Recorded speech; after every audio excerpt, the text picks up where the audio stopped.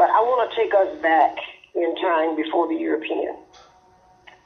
Before the European arrived here, our people were living in what you would call a swamp area of West Florida, okay? Today, people identify us as Louisianians. Well, before there was a West Florida, we were in the Shafunka or the Chata region, okay? History proves that once the Chata was in control from the Gulf of Mexico to the Appalachian Mountain. My grandfather, who raised me, they didn't have internet, so the stories I had was not internet story, it was family history being passed down. And my grandfather would take me outside and he would say we owned at one time everything, farther than a man's eye could ever see. He said, but they always kept pushing us and pushing us. They tried to push us off the face of the earth. Well, as a young child, I didn't understand what he was saying. But that was something he would say at least 2 to 3 times out the month. I would hear they tried to push us off the face of the earth. So I wanted to know who was they. And then he would begin to tell me the name of the different European fragments that came here, be they were white Europeans or if they were black Europeans. Because we caught on the word European, we think white folks.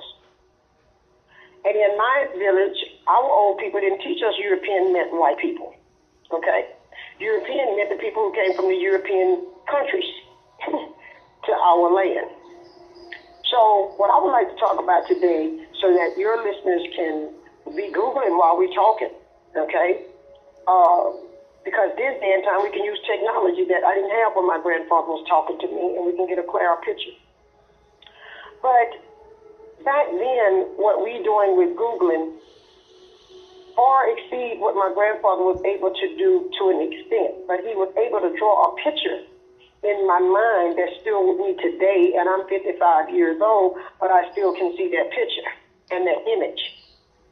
So what he explained to me was, here we were, independent, our own governments, living well. Until someone came and decided that we should not be in the place that we were in and began pushing us down throughout what we call present-day United States until they pushed us down below the 31st parallel, where I am today. And the French was here, the Spanish had been here, the British had been here, and the Americans had been here. But in 1700s, the latter part, my grandmother and grandfather was ruling here in this area of West Florida and in living in the Shafunka district, which the European classified it, and living in the town or village of Bonfaka.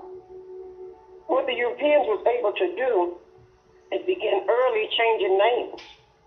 So they start changing names as they wrote books back to France or Spain.